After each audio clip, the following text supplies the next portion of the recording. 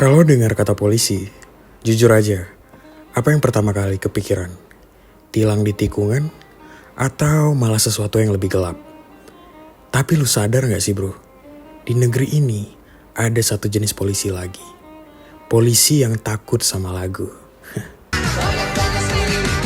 Tapi tenang, kita gak bakal bahas itu sekarang. Gue mau ngenalin ke lu satu nama. Nama yang beda. Nama yang kalau denger orang langsung inget satu kata. Jujur. Jadi duduk yang nyaman, pegang kopi lu erat-erat. Kita bakal ngobrolin polisi yang katanya cuma ada 3 yang jujur di Indonesia. Patung polisi, polisi tidur, sama Hugeng.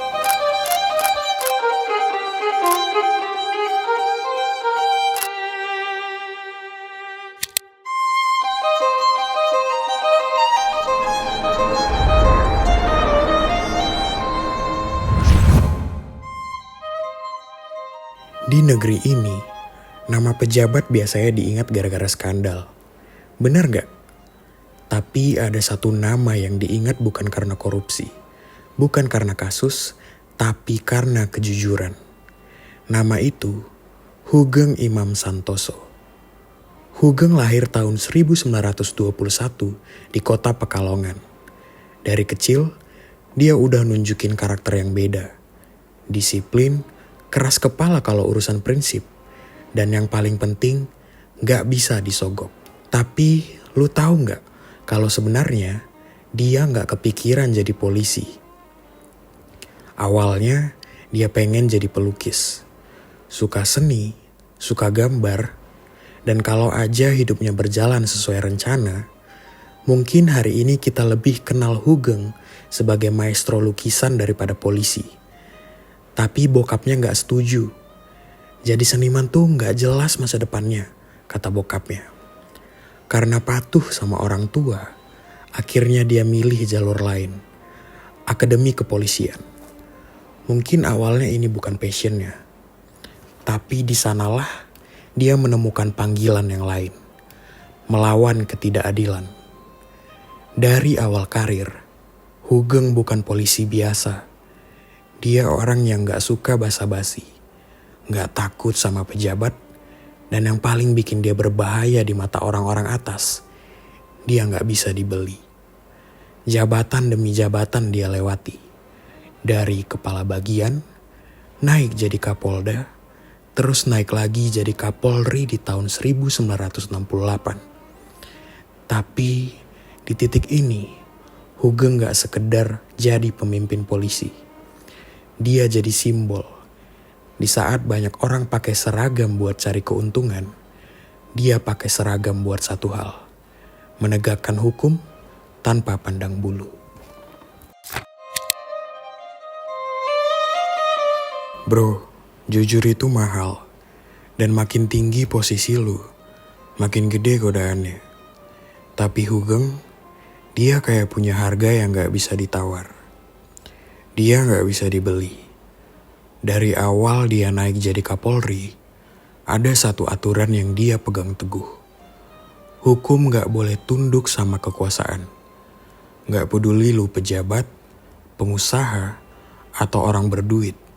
Kalau salah, ya salah. Dan gara-gara itu, dia jadi musuhnya banyak orang di atas sana. Salah satu kisah paling terkenal dari Hugeng itu soal penyeludupan mobil mewah. Bayangin bro, waktu itu ada banyak mobil mahal yang masuk Indonesia secara ilegal. Pemiliknya orang-orang gede, pejabat, pengusaha, atau orang yang punya koneksi kuat. Tapi Hugeng gak peduli. Dia sikat semuanya. Mobilnya dia sita, kasusnya dia bongkar. Dia gak takut. Gak ada urusan siapa backingnya. Kalau salah, ya salah. Dan lu tahu apa yang terjadi?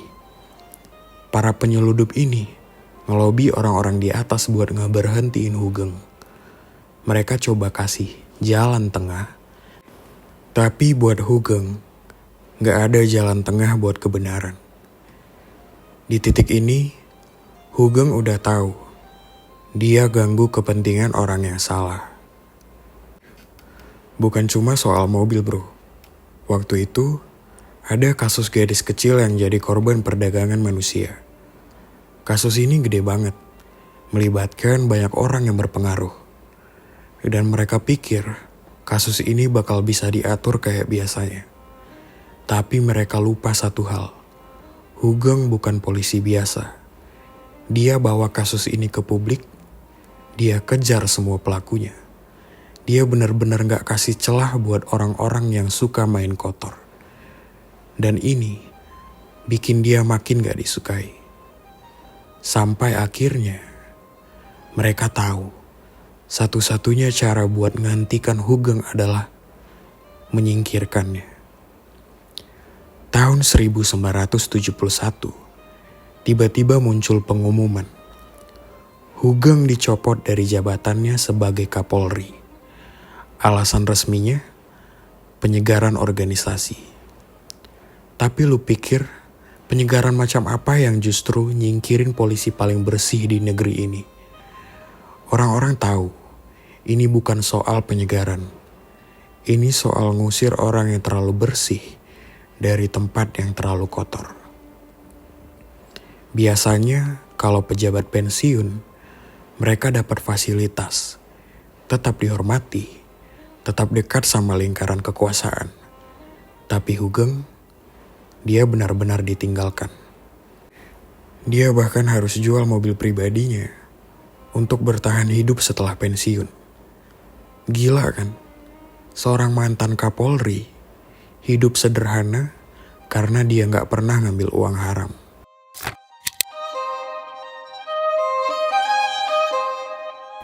Biasanya kalau pejabat pensiun, mereka masih punya pengaruh. Masih ada jabatan, masih bisa main di belakang layar. Tapi Hugeng, dia keluar dari kepolisian dan benar-benar ditinggalkan. Gak ada rumah dinas, gak ada pensiun mewah, gak ada bisnis gelap untuk melanjutkan hidup. Dia bahkan sempat jual mobil pribadinya untuk bertahan. Bayangin bro, seorang mantan Kapolri hidup sederhana bukan karena dia gak mampu, tapi karena dia gak pernah nyolong uang rakyat. Tapi disinilah bedanya Hugeng. Dia gak butuh jabatan untuk tetap jadi orang jujur. Hugeng sadar, dia mungkin gak bisa lagi nyikat korupsi dari dalam sistem. Tapi dia masih bisa bicara. Masih bisa ngingetin rakyat kalau hukum itu harus berdiri untuk semua orang, bukan cuman buat orang kaya.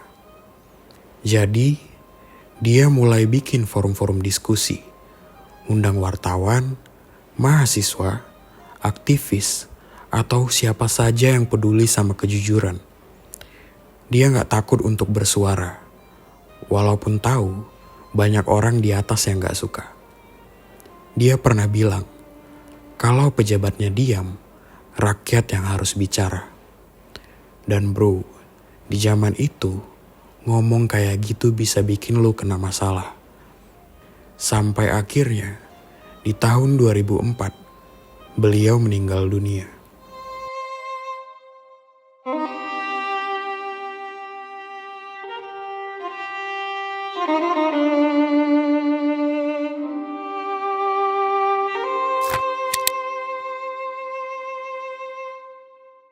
Dari tadi kita ngobrol panjang soal Hugeng, seorang polisi yang jujur, yang gak bisa dibeli, dan yang gak takut kehilangan jabatan untuk tetap tegak di jalan yang benar. Dan sekarang pertanyaannya, nama Hugeng akan tetap hidup atau hanya jadi cerita untuk dikenang?